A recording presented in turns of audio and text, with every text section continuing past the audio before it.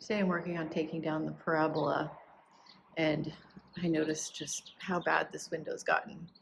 The glazing is completely gone on some of the panes.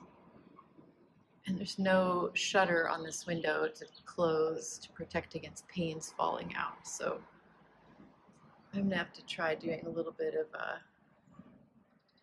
emergency glazing on here, even though the temperature's a little bit cold, because yikes.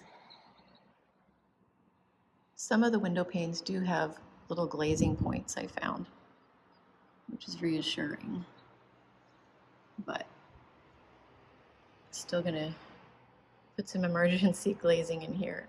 Hopefully this summer I can completely redo these windows.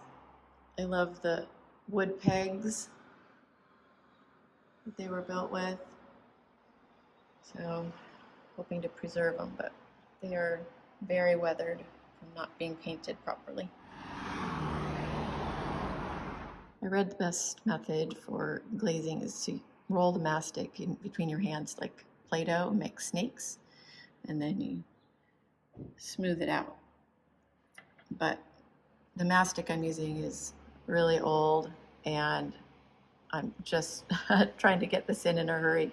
So learning curve plus yucky old mastic. I'm not doing a great job, but this is a temporary measure.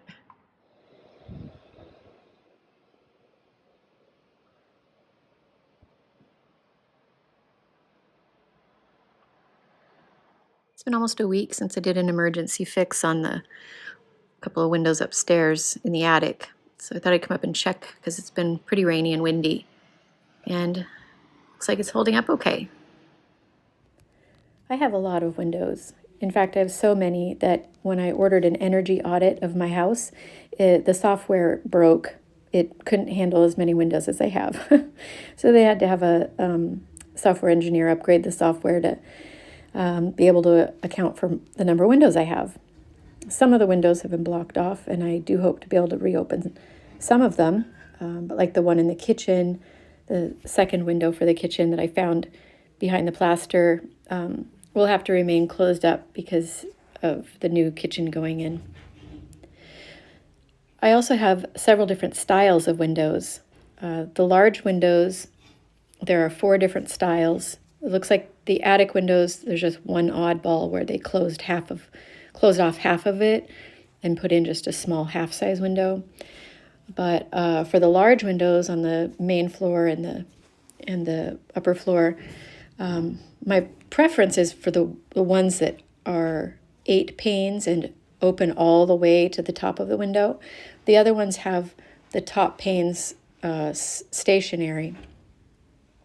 I think that the oldest windows are the ones with the largest number of small panes, but I'm not sure yet which ones I'm going to be replacing the ones that need replacing with, because some of them are pretty rotten.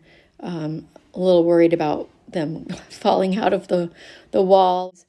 So there's a lot of work to do to hopefully salvage windows, but I would like to have a little more consistency with the windows. And some of the ones, the newer ones, have double pane glass in them, but then the double pane is lost its seal. So I need to at least replace the glass panes in those, but I would like a more cohesive look. So I'll eventually work with an architect to just make that decision. As a property that's in a historic district, I am required to work with a heritage architect for anything that affects the outside of the house that can be seen by the public. So that's a future project, but I thought it'd be fun to show you all these different windows.